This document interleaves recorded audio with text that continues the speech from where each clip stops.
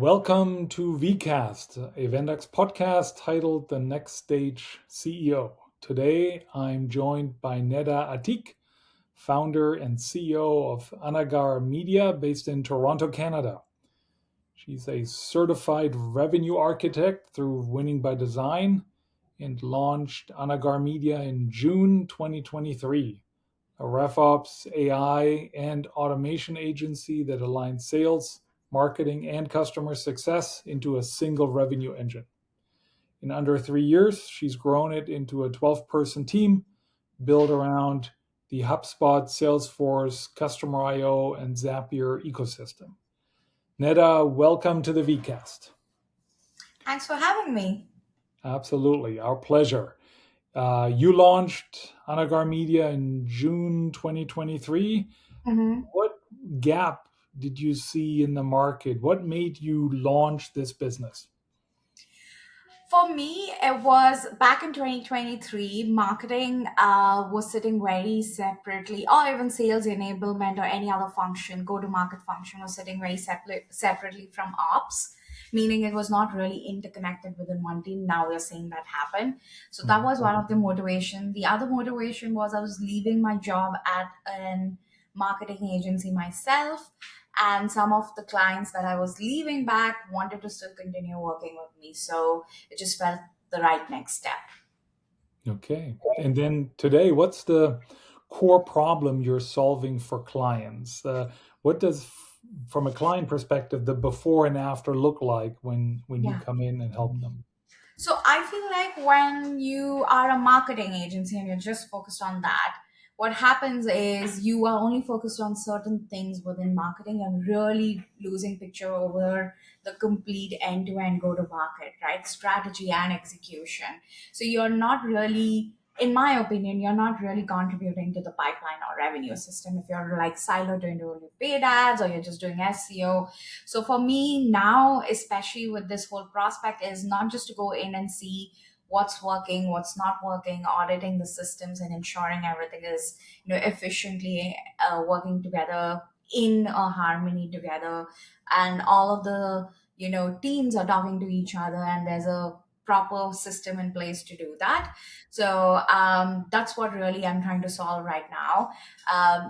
Trying to change the whole narrative. Everyone has this negative connotation towards marketing agencies, like, oh, you're going to spend a lot of money for probably some leads or maybe not even that branding, right? And it's not that. It's more powerful than that. It's really sales enablement. It's really getting out there, not from a brand perspective, but also helping you generate revenue. So we're not just a marketing agency. That's why I wanted to like rebrand. We're like a complete end-to-end system for your go-to-market team to ensure that A, all of your systems are talking correctly to each other, and B, your teams are, synced in together and speaking the same language. Yeah. Well, I appreciate that you cite the prejudice that exists about marketing agencies yourself. So I Yeah. don't have to say it. You spend a lot of money, and hopefully there is some return at some point. Yes.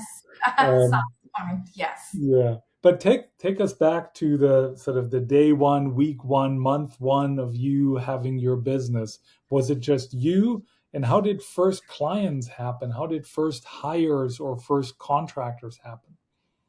So day one, honestly, for me, it wasn't difficult to find clients because I got 3 or 4 clients as referrals because I was leaving something. I didn't have an NDA signed. It was a US based agency that I worked for. So typically those clients were just coming through and working with me at this point.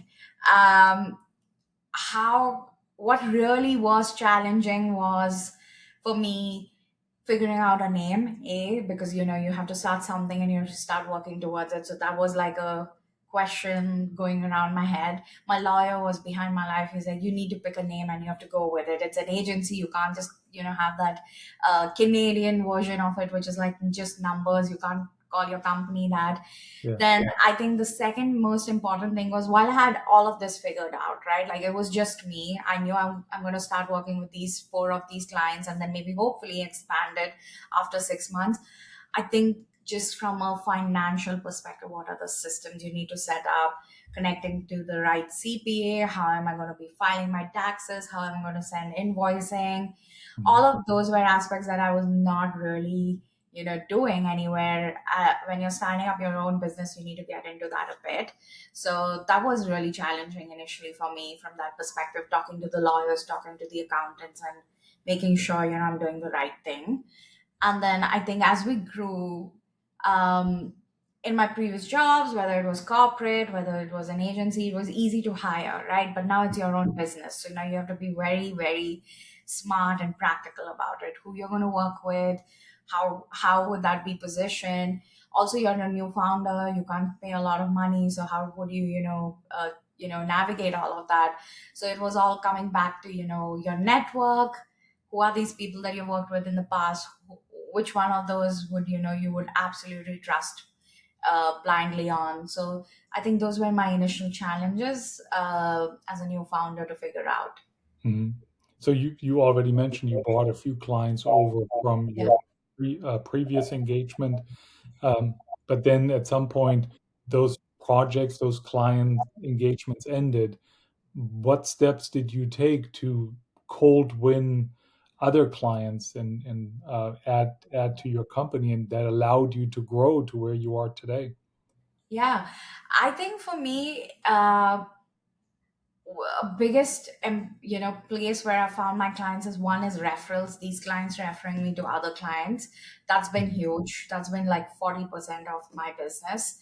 The other places I do get people reaching out directly is, say, on LinkedIn, because I have a presence there, or through another network. Someone knows that I'm doing this and they want to introduce me.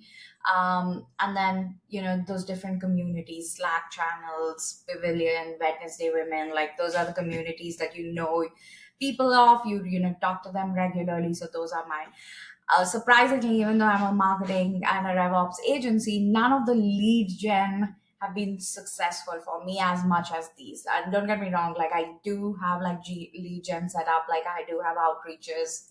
I do have like a list that I'm trying to source through Clay, and I'm trying to reach out, but I just feel like this has been more powerful.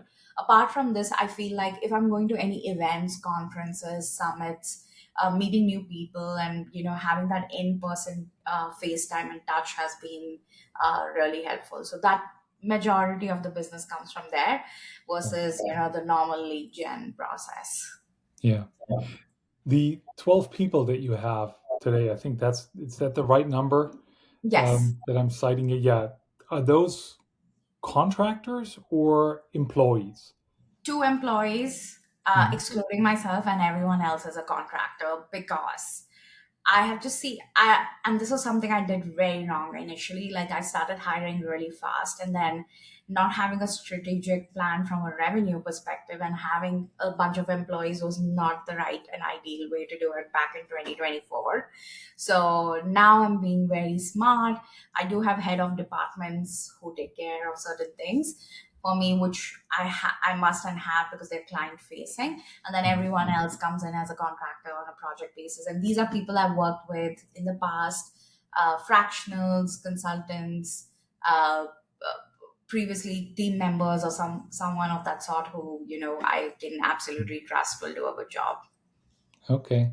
So, with the fact that you've worked with them before, does it make it easier to delegate the work and trust that they do it in a way that you would do it yourself?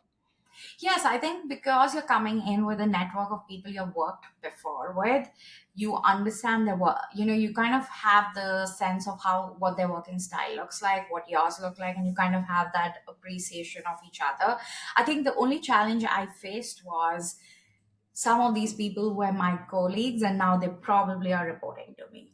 Mhm. So that was like, how do you draw those boundaries? How do you come off as a leader who's giving the right direction without, for me it was always like, maybe I have to still keep the relationship at the same position that we were in previously. So that was a challenge, but I think the working style has never been a challenge for me, because I've always got people from my network. Mhm. Mhm. Um, Sort of back to what we talked about earlier, how do you win clients? You said 40% of the business comes in through referrals, and that's the strongest single source of new business for you.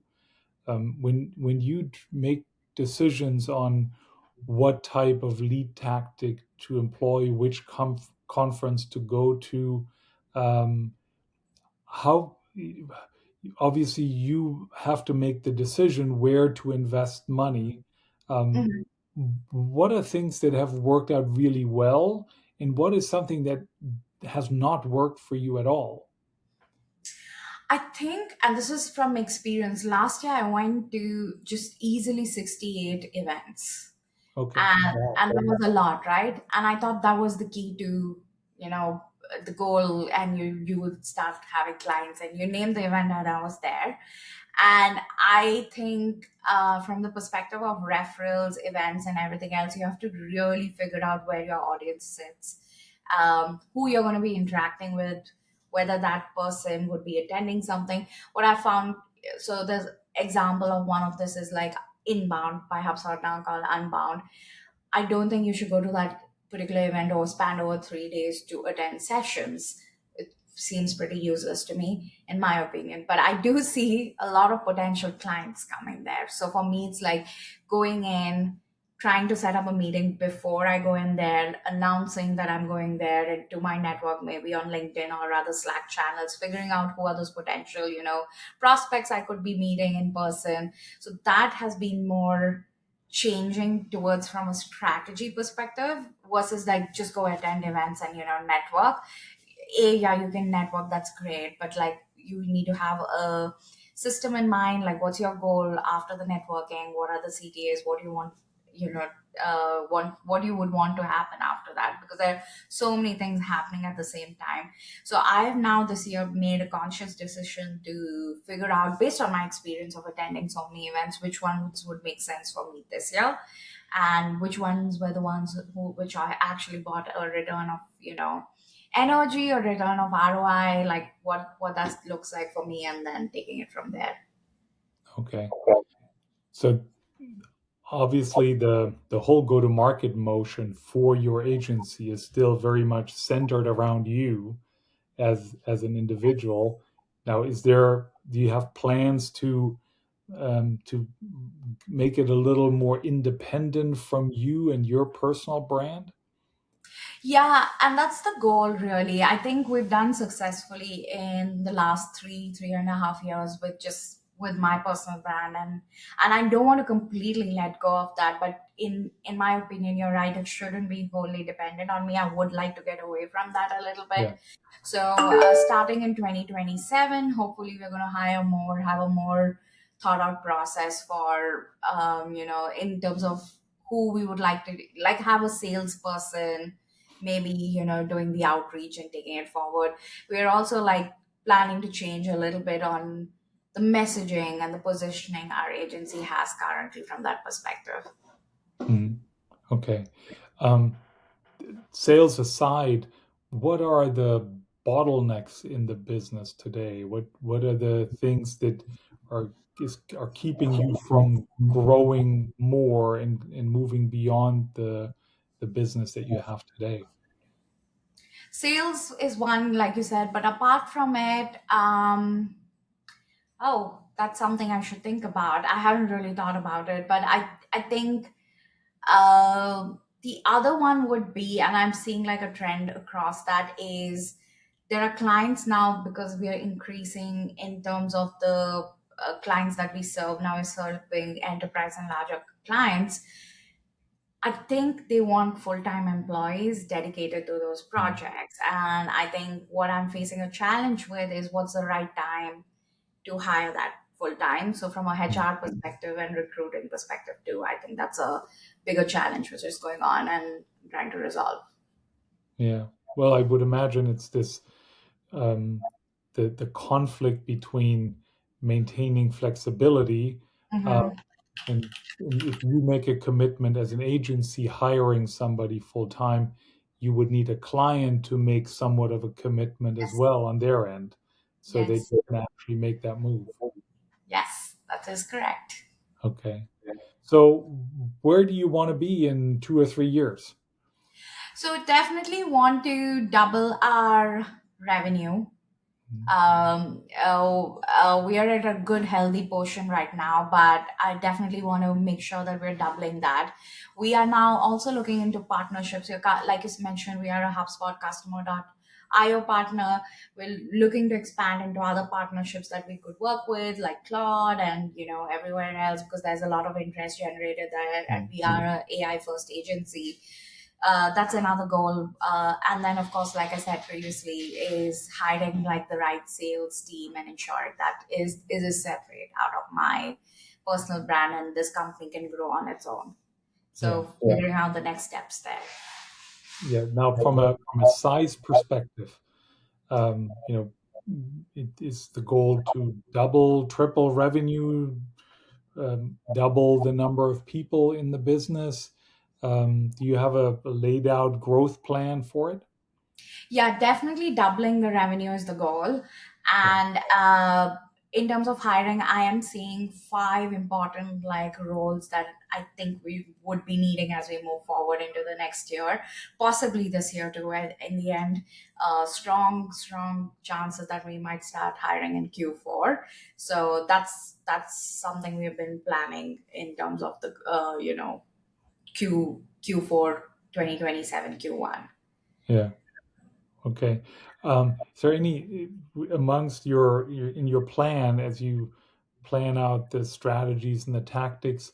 Are there new things that you haven't tried before that you think are now the right tactics or strategies to apply as you scale in this new phase?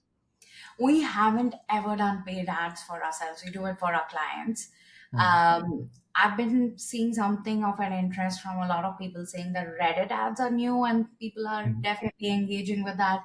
So we want to do that. And the other thing is, it's so much of a personal brand of myself. So I create my own videos. I have like all of those things happening for myself. The content I think is lacking majorly from an agency perspective. We have case studies, we have blogs, but definitely think we can do much more there. In terms of education awareness, having people engage with content that we could create. So that's another thing I think we would definitely want to try out. We do it for clients, we don't do it for ourselves. yeah, someone else talked about this this week on another podcast. It's the cobbler's children who don't have the shoes, right? Yes, You need to employ the same things that you tell your customers they should be doing. agreed. Uh, And we are very bad at that. I'll admit it. We do a fantastic job with the clients, but we just don't end up doing anything for ourselves, and that's wrong. Good. Well, understanding this and realizing this is always the first step. Yes. So, Neda, thank you. Thank you for a candid and very concise description of your growth journey so far, the things that have worked and that haven't, and what you're planning to do with your business over the coming years. Where should a listener go to learn more about you or Anagar Media? Our website, anagarmedia.com, that's the best source, I would say, right now about all of that we do, what are the services we provide, how we have, enhanced the services for our respective clients. We have amazing case studies. We have also custom solutions that we have built with AI and on different other tools through workflows for them to test out. So definitely Anagar Media. And then if they want to learn more, I'm open to, I'm the most responsive person on LinkedIn. So if someone reaches out to me, I will definitely have a discussion around it there. Great. Thank you, Neda. Thank you again for being on our VCast, the Next Stage CEO. Thanks for having me.